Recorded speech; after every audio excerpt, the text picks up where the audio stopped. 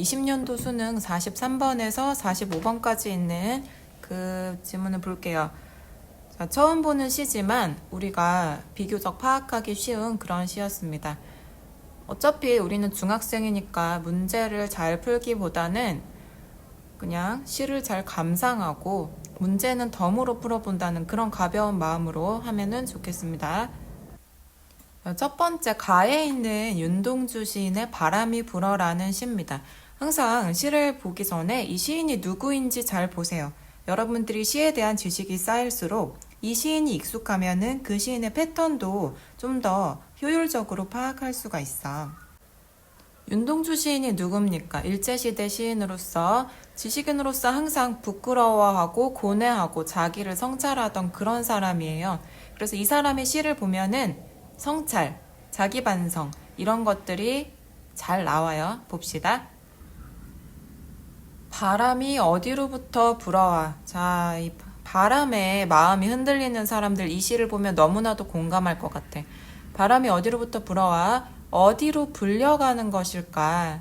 바람이라는 시어가 계속 나오니까는 주목을 해야겠고요. 시를 파악할 때는 항상 화자가 누구인지, 어떤 처지에 있는지, 무슨 말을 하고 싶어 하는지, 결국은 그 목소리를 듣기 위해 감상을 하는 거예요.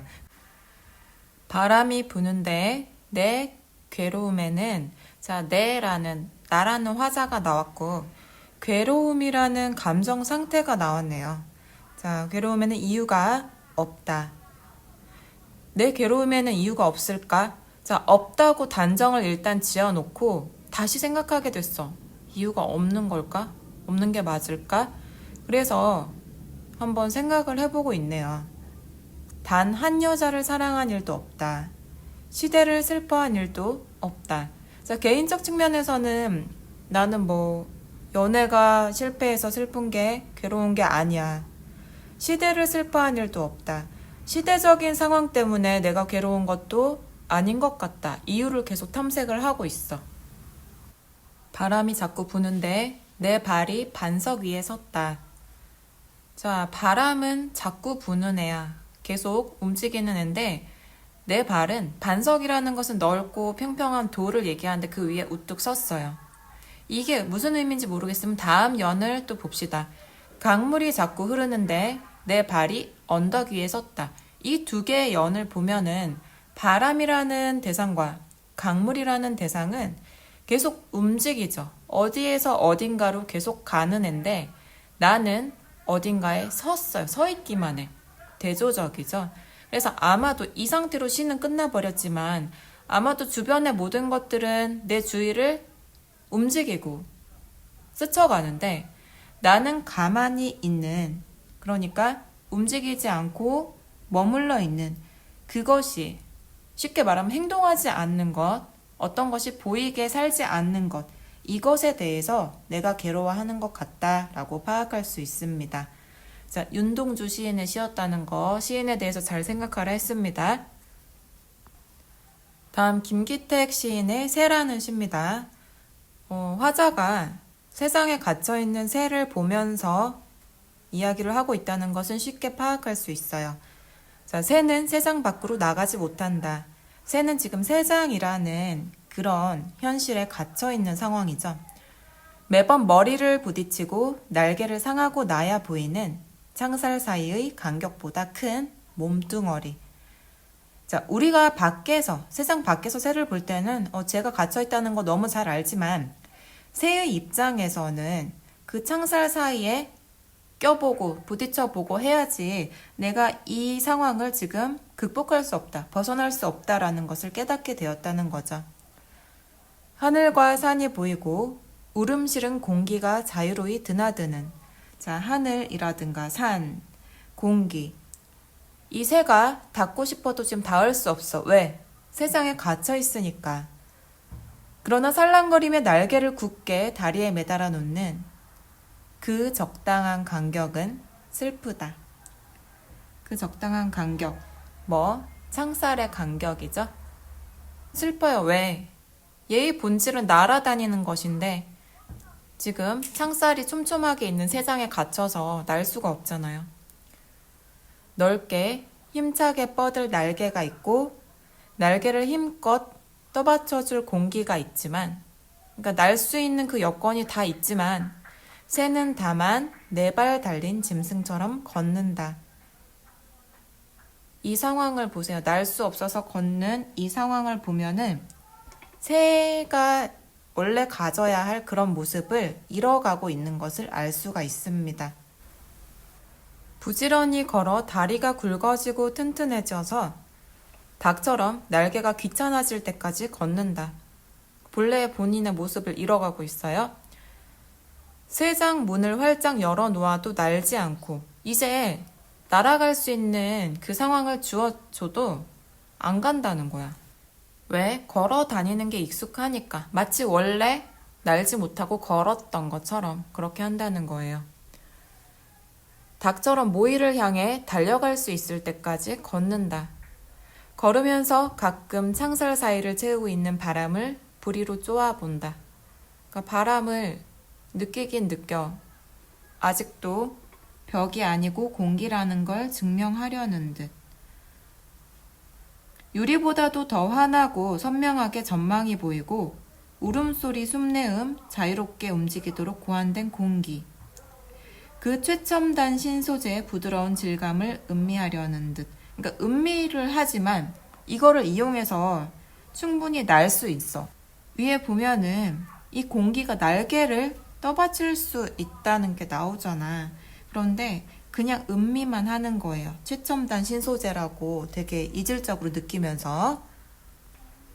43번 가에 대한 이해로 가장 적절한 것은 자 1번부터 보시면 불려가는 이라는 피동 표현을 통해 피동이라는 것은 어떤 행동을 당하는 것이고요. 능동의 반대입니다. 자기의 주체적인 의지와 상관없이 이루어지는 것. 어쨌든 불려가는 애는 바람이고 자신은 화자죠. 화자 자신이 처한 현실에 순응하려는 화자의 태도를 강조하고 있다. 너네가 봤을 때 이 화자가 본인의 현실에 순응을 하나요? 순응한다기보다는 내 괴로움에 대해서 탐색하고 자기 자신을 되돌아보고 성찰하고 이런 것이 드러나죠. 그래서 일단 맞지 않고 바람이 불려가는 거랑 이 화자의 그 현실에 순응하냐 안 하냐는 별로 상관이 없습니다. 자, 2번 이유가 없을까라는 물음의 형식으로 화자의 정신적 고통에 타당한 이유가 없음을 단정 아니야.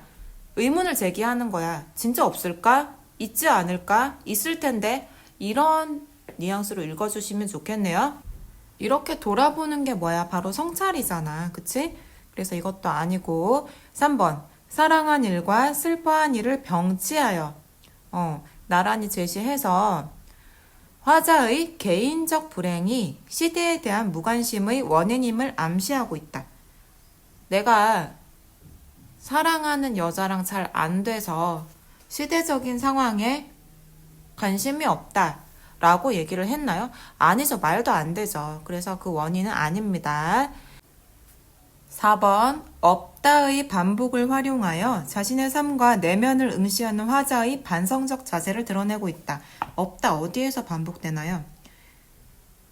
내 괴로움에는 이유가 없다라고 해놓고 사연에 보면 단 한 여자를 사랑한 일도 없다. 시대를 슬퍼한 일도 없다. 지금 이거 뭐 하는 중이야? 나의 괴로움의 원인을 탐색하고 있는 거잖아요.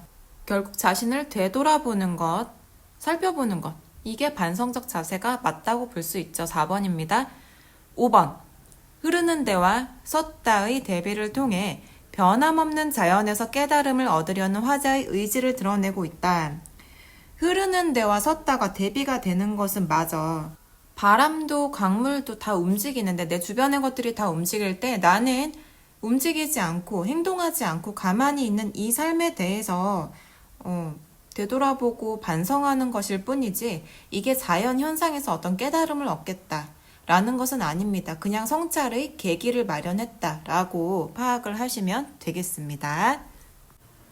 44번 볼게요. 다음에 제시된 선생님의 안내에 따라 탐구한 내용으로 적절하지 않은 것은 자, 공기와 바람은 눈에 보이지 않지만 사물의 움직임을 통해 지각되고 계속 움직이며 대상에 영향을 주는 힘으로 인식되기도 합니다. 이런 속성이 시에 어떻게 활용되는지 알아봅시다 라고 했습니다. 자, 1번 기역에서는 기역이 뭔가요? 바람이 부는데 내 괴로움에는 이유가 없다. 여기에서 움직임이라는 바람의 속성을 괴로움이라는 내면의 흔들림을 지각하는 계기로 활용하고 있다. 이 움직이는 바람이 화자의 내면에도 뭔가 동요를 일으켜서 그 괴로움의 이유를 찾아보게 되는 계기가 되는 게 맞습니다. 자, 2번 니은에서는 니은이 뭔가요? 자, 바람이 자꾸 부는데 내 발이 반석 위에 섰다. 자, 거기에서 끊임없이 움직이는 바람의 속성을 활용해 내 발을 반석 위로 이끄는 힘을 보여주고 있다. 바람에 이끌려서 반석 위로 간 것이 아니라 아까 뭐라고 했죠? 바람이 움직이는 것과 가만히 행동하지 않는 나의 행동이 대비가 되면서 더 괴로워하고 성찰하게 되는 이런 걸 보여주고 있죠. 그래서 2번입니다. 3번 봅시다. 디귿에서는 디귿 울음 실은 공기가 자유로이 드나드는 자, 그 부분 자유롭게 창살 사이를 이동하는 공기의 속성을 새가 처한 상황을 부각하는 데 활용하고 있다. 지금 이동이 자유롭게 가능하고 뭔가 속박되어 있고 이 입장이 굉장히 대비가 되죠. 이거는 쉽습니다. 맞고요. 4번 리을에서는 리을은 날개를 힘껏 떠받치는 공기 이것의 속성을 활용해 새의 날개가 공기의 힘을 이용할 수 있음을 암시하고 있다. 그러니까 이거는 새가 공기를 이용해서 날갯질 할 수 있음을 전제를 하고 얘기를 하는 거니까 맞다고 볼 수 있겠죠. 새한테 그렇게 영향을 줄 수 있다는 거. 다음 5번 미음에서는 미음 걸으면서 가끔 창살 사이를 채우고 있는 바람을 부리로 쪼아본다.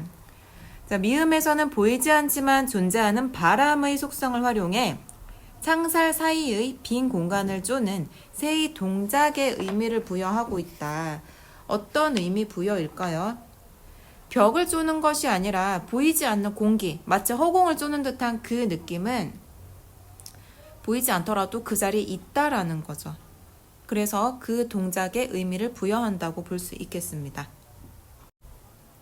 45번 보기를 바탕으로 나를 감상한 내용으로 적절하지 않은 것은 자, 보기를 볼게요. 새에서 세상에 갇힌 새는 일상의 안온함에 길들어 자유를 억압하는 일상을 벗어나지 못하는 현대인의 알레고리이다. 새의 행동에 대한 묘사는 일상에 충실할수록 잠재된 힘과 본질을 잃어가는 아이러니와 일상에 만족하며 자유로운 삶의 가능성을 외면하는 현대인의 모습을 보여준다. 즉, 이 새가 현대인을 반영한다 라고 볼 수 있겠죠. 자, 1번 몸이 창살에 부딪히고 나서야 창살의 간격이 보이는 새는 일상에 갇힌 자신을 의식하는 현대인의 모습을 보여주는군. 평소에는 모르고 넋놓고 지내다가 창살에 몸이 부딪히는 그 과정을 통해서 나 갇혀있지 라는 거를 깨닫는다는 얘기예요. 맞죠? 2번 바깥 풍경이 보일 정도로 적당한 간격의 창살로 된 새장은 안온함과 억압성이라는 양가성을 지닌 일상을 보여주는군.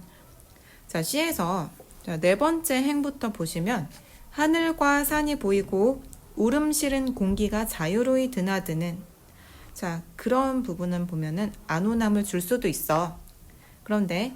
그러나 살랑거리며 날개를 굳게 다리에 매달아 놓는 그 적당한 간격은 슬프다.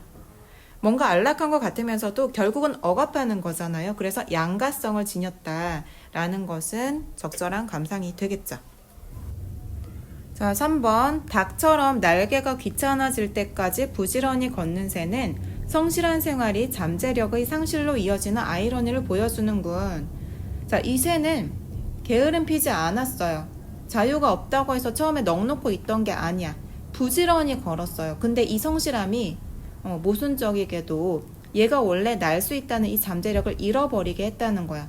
마치 현대인들이 일상에 충실하고 만족할수록 자유로운 삶에 대해서 외면해가는 그 모습과 비슷하다, 아이러니가 유사하다라는 감상이 되겠죠. 맞습니다. 4번 새장 문이 열려도 날지 않고 모이를 향해 달려갈 수 있을 때까지 걷는 새는 자신의 본질에 충실하다 보니 오히려 자유를 상실하게 되는 상황을 보여주는군. 얘는 모이를 향해 날아갈 수 있는데 달려갔다고 하잖아요. 너무 그 달리고 걷는 것에 익숙하다 보니까 본질에 충실하려면 날아갔어야 되는데 걸어갔단 말이야. 그래서 이 부분이 틀렸습니다. 자, 5번. 하늘을 자유롭게 날도록 날개를 밀어 올리는 공기를 음미할 대상으로만 여기는 듯한 새는 자유로운 삶의 가능성을 외면하고 일상에 안주하려는 현대인의 모습을 보여주는군. 새가 날 수 있는 여건이 다 갖추어졌음에도 불구하고 날지 않고 그냥 신소재 보듯이 음미만 한다는 거예요. 아, 이런 게 있구나, 뭐 좋구나, 이렇게만 하고 날아야겠다라고는 하지 않는 이 모습이 보기에서 얘기하는 그 현대인들이 일상에 만족하고 안주하는 그런 자유로운 삶의 가능성을 외면하는 그런 것과 유사하다라고 본다는 이 관점, 이것도 괜찮은 감상이죠. 맞습니다.